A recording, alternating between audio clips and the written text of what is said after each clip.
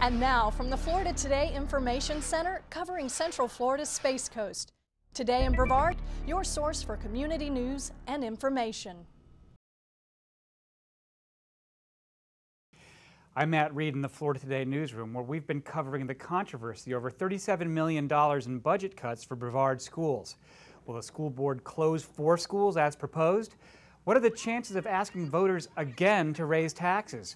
Why not cut it from administration? Today I question school board chairwoman Barbara Murray about where that $37 million could come from and why. Also coming up in the program, we hit the town to ask residents for their takes on reductions to schools, and you'll hear what parents and taxpayers have been saying in letters to the editor. First, here's how Barbara Murray sized up the challenge for local education leaders. Well, Barbara, I don't envy your job right now. Thanks for joining us. What's going on? Why does the school board have to cut $30 million? The economy seems to have been recovering for the past 2 or 3 years, yet you find yourself in this situation. What happened? Well, we've had somewhat of a perfect storm. We've had reductions in revenue from the state over time with our quarter mills and the capital issues and all of that being moved around from one place to another. Then we've had shortfalls, of course, in our property values here in Brevard County and movement, some movement out of Brevard County. And then, of course, the expiration of the quarter mill is what prompted the referendum for the half-cent sales tax. And, of course, the voters did not vote that in. So those 3 things coming together at this point in time have created the situation where we are today. The school board and the superintendent are considering closing 4 schools, 3 elementary schools and 1 middle school. Why? That is correct.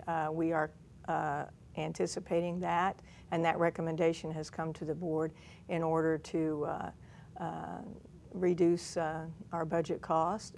That is one piece of that. Another piece, though, is also to streamline our efficiency in the district because we do have capacity in adjacent schools to absorb those students. So that is something that does need to be reviewed periodically in any organization, school organization.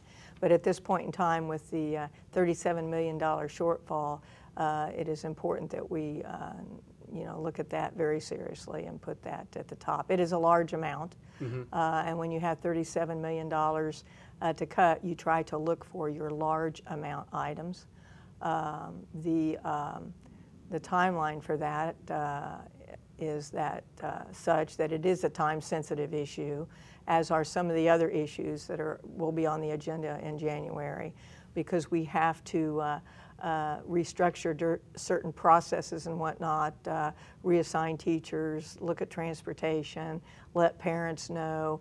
There are a lot of things that follow those types of decisions, and we need several months to get that in order for school to start in the fall. So you have to get the school scenario figured out first before the rest of the other budget issues can be, or questions can be answered. I guess it's a sign of a healthy democracy that parents are upset, as they might be, with the closures of the schools. They've marched in Vieira. They've questioned numbers, that kind of thing. What do you make of that reaction? Well, I think it's a normal reaction. I would hope that parents would not be happy with the situation. I would expect them to be emotional over this. No one likes to close schools, and I must say here that we're not in the business of closing schools. No school district, school corporation anywhere in the country likes to close schools. But there comes a point in time when that becomes necessary in times like this, or enrollment decline issues and other situations. I think the parents have some valid points. We are trying to listen to those as much as we can, but there are some that are also putting forth points that aren't so valid, and we weigh those as well, but have to reach conclusions and reach a decision that is the best interest of everyone. It seems like given the amount that you have to cut in a year, that you have to go, you said the big ones, but also big fast ones, is that correct? Big fast cuts. To some degree, and those are early on. Okay. Our corridor busing would be another example of that.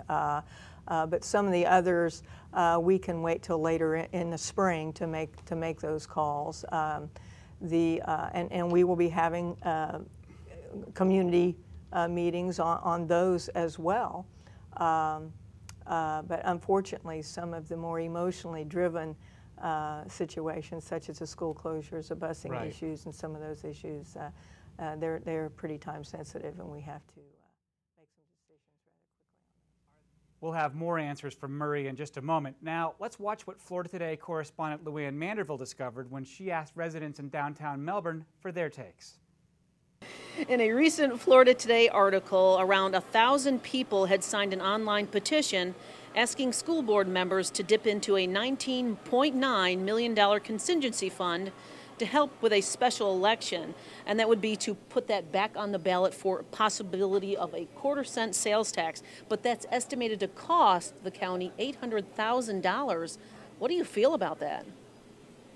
Frankly, as much as I regret the cuts that are being made, it would be hard to expect the school board to spend that money to go back to the voters when they've so recently been rejected. So I wouldn't expect them to do that. Did you vote this last time for the half-cent tax? Yes, I did. I did vote for it. Of course, a lot of people did. It was pretty close. Unfortunately, with the budget cuts in the previous years, it's been more difficult as a teacher to provide, provide everything that my students need, and that's my big concern. And as a parent now myself, I would want my children to have everything that they could possibly have, and with these budget cuts, it's not going to be possible. What are some of the things in the classroom or as a teacher you find that you really need help with?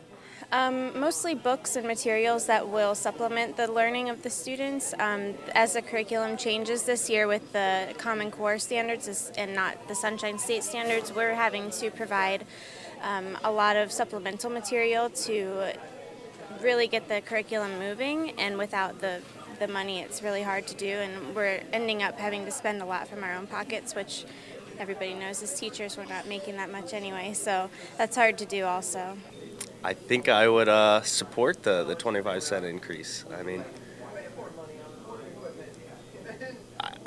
closing schools isn't the answer. Our kids need to be educated, and I feel if we close those schools and there's overpopulation in other schools, and then we're busing them around, I just don't believe that's the answer. So I would definitely support it. It's super expensive, but I think that we probably should dip into that. So we got to get this back on the ballot and re-vote this one. Chelsea, did you vote for this last half-cent sales tax? Yes, I did. And, I want as much money to be put towards education as possible. So, if there's going to be cuts, I hope that, they make another decision, and definitely put more money towards education, because, that's like putting money towards our future. So I don't know what could be more important. No matter what, we all have to pay taxes. No matter what, there's going to be some cuts to this, the school system. What are some suggestions that you might give?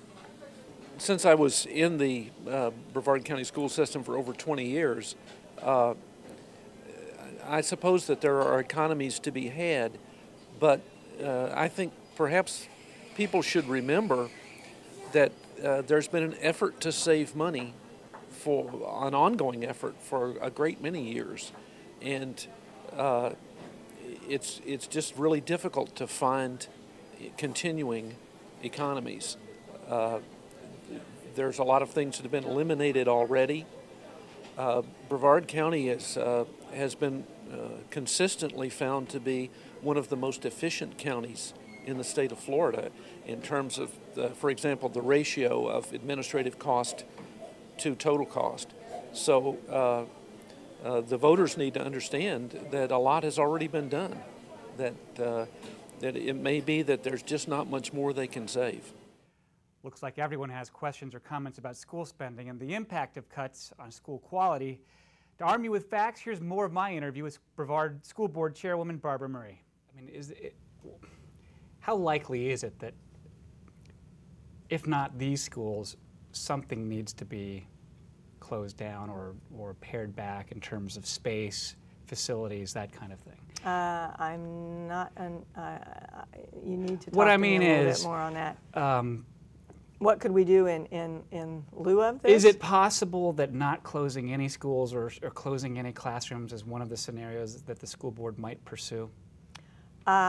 Based on what board discussion has occurred at workshops and whatnot, I would not see the board not voting to close some of the schools. I can't speak for the board, however, but the indicators are such in terms of discussion at our workshops that is not likely to happen. If we would choose not to close any schools or any single school, the cut list rises, everything below the line. That many dollars worth of cuts will have to rise above the line. So $4 million more would have to be cut out of other things countywide. Right, and when you start looking at that, and if you look at the items that are below the line, and the ones that are last on the list, of course, are our performing arts and visual arts and some of those programs, we would be losing, if we get to that point, because we don't close schools.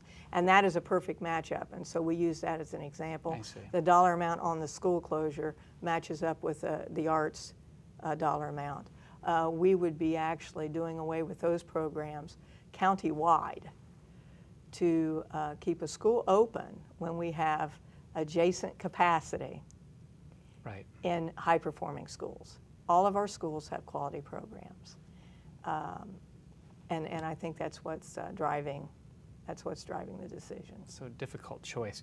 There's been some discussion or talk, or maybe it's just wishful thinking among some of the grassroots people that are campaigning to keep the schools open, to maybe put the tax vote that failed last year or some different version up again in a special election this year. Ask Brevard voters again, are you sure?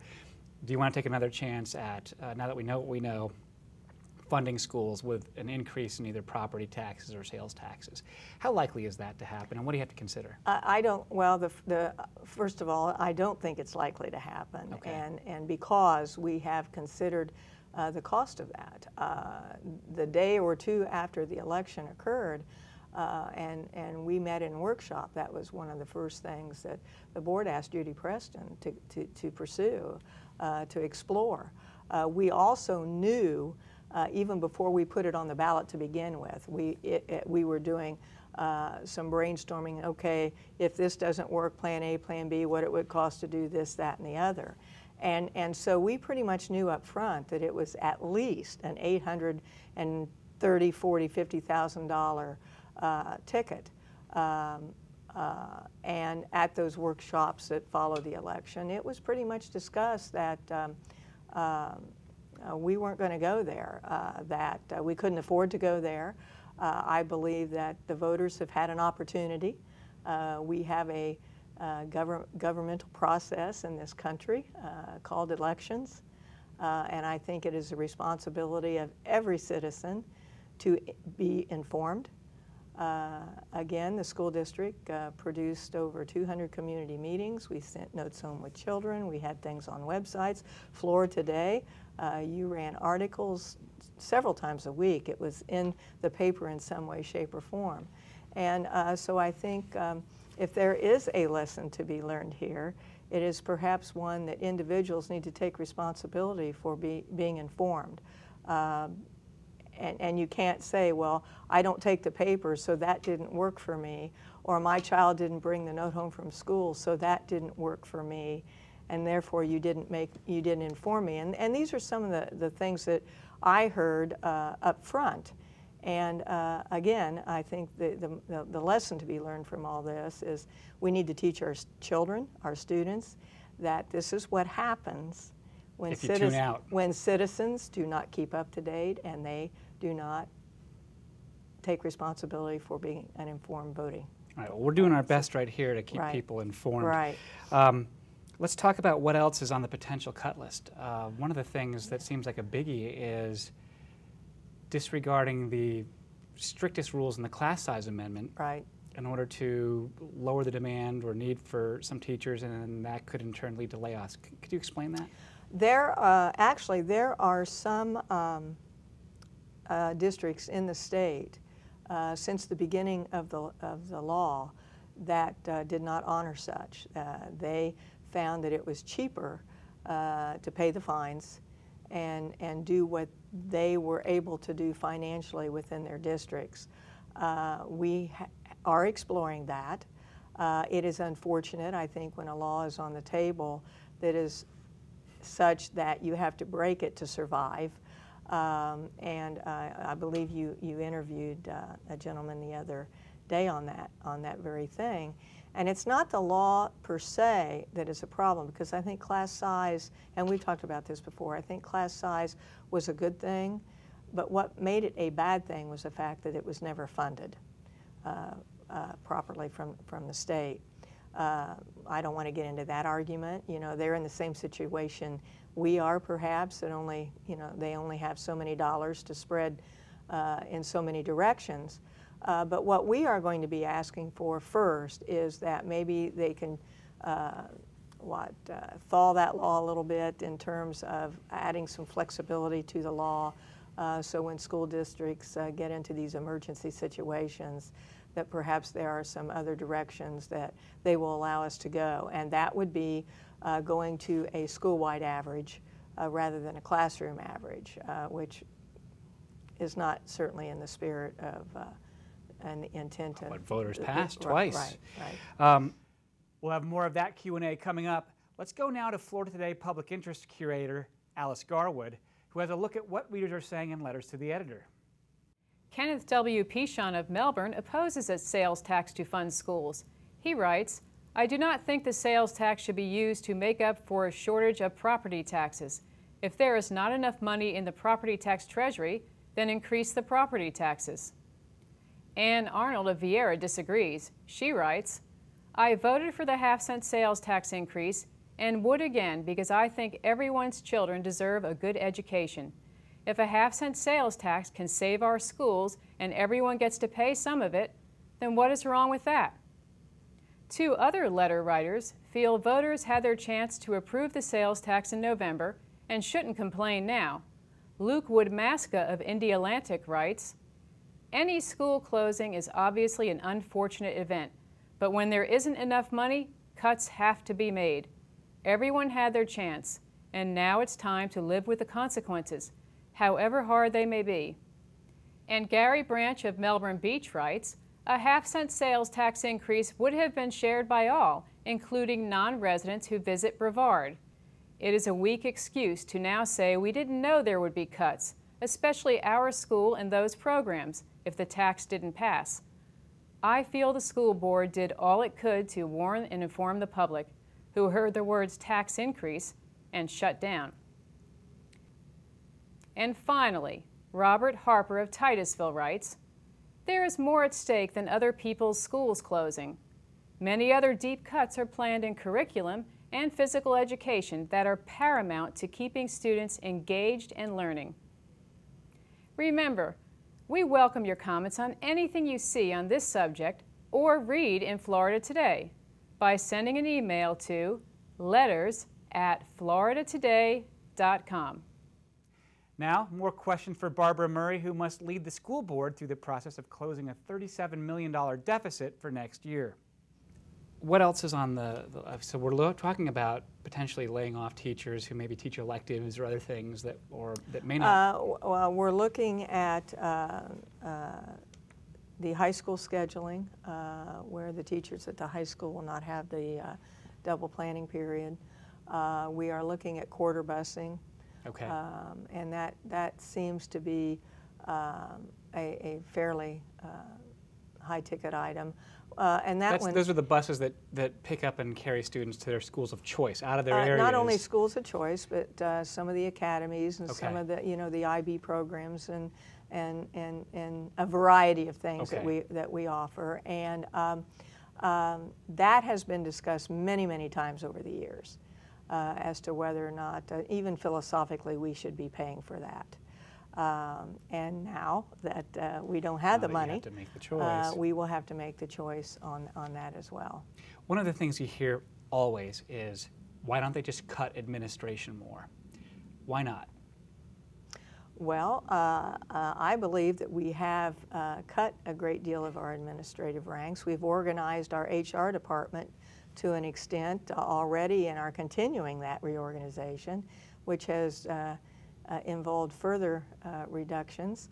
I think it was 2 years ago, we put some administrators on assignment where they were shared between buildings, and that didn't work.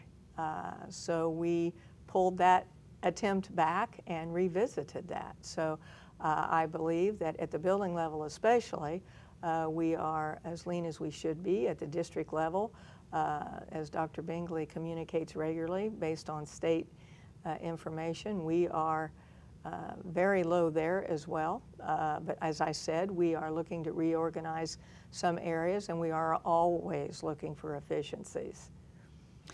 What are some of the academic type of programs? You mentioned earlier art as being something that is in play if, depending on what happens with the school cuts.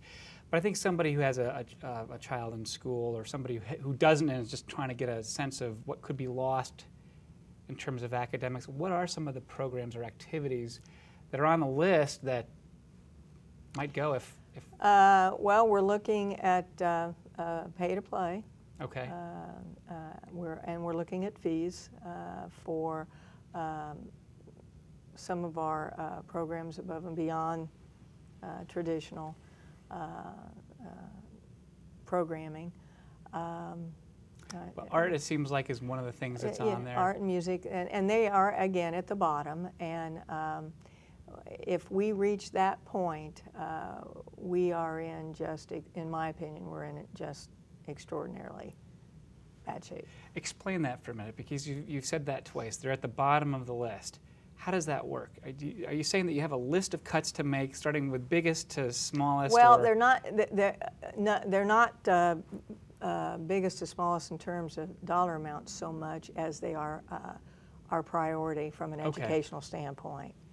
And we all recognize, district administration, the board certainly, we are noted for our support of the arts throughout the country, actually. Our students perform well. We have a tremendous culture for the arts in Brevard County, not just in the schools, but in the community as well. So we would do everything possible to avoid that as a cut. I personally, again, I can't speak for the board other than, philosophically. But I would think that the board, I certainly would work just very, very hard to stay away from that as long as possible. So the priorities are organized in a way that maintain core academics and then quality and quality, and then go down to where, if you have to start cutting into programs, where do you go next? Right. I see. Well, we're also looking at where the virtual education can come in to play and help us out. I personally have discussed perhaps using some virtual education to help the cost on the alternative schools and our electives as we start to lose. If we do lose electives in our schools, are they electives that the students can pick up through virtual education, which is now required by all students in the state of Florida? They have to take one class. So we're exploring all of those things to try to take advantage of everything we can to still maintain the quality of education that this community requires, that we recognize that we require as well as a board. The district administrators, our philosophy of education in this community is one that has very, very high expectations. And our teachers always rise to the occasion, and so do our students. So we will be doing everything we can to maintain that focus. If you do not comply with the constitutional amendment on class size amendment, will you lose that high-performing district status, and would that affect the dates that school starts? As it is right now, that is very likely that we would lose that, and it would in fact affect the dates, yes. I see. And that's why we are trying to work with our legislators and whatnot to see if some alternative type of thing can occur. And I might add that we're working on scheduling a meeting with them in January. I was going to ask you about that, because when I interviewed State Senator Andy Gardner recently, and I told him about what was going on here with the class size amendment, he said, gosh, I wish they'd come and talk to us, or that districts would, to see if we could give them some flexibility. And it seemed like what a different posture that is compared to where things were 7 or 8 years ago, when a different administration was really harping on and attacking state legislators for not delivering more dollars. And we're trying to get our calendars scheduled together so we can meet with them before they begin the new year, so to speak. Have you gotten a sense from them as to whether or not they are eager and willing to help? Yes, they are. Yes, I believe they are. I believe they are. And is this going on elsewhere in the state? I believe it is. The several state associations, the school board associations, superintendent associations are all working to, I think, get some flexibility. If you could get a solution that might address some of the funding issues or other things, what would you like to have the legislature do? In terms of the class How could it help? Well, anything. What kinds of, if you could, if the legislature were Santa Claus and you could ask them for something that would help Brevard Public Schools, what would you ask for?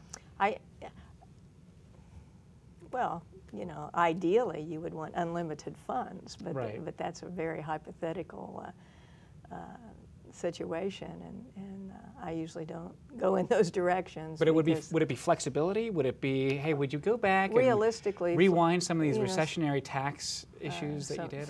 Some flexibility, but without being able to evaluate the actual impact, dollars and cents, I'm not sure I can answer that.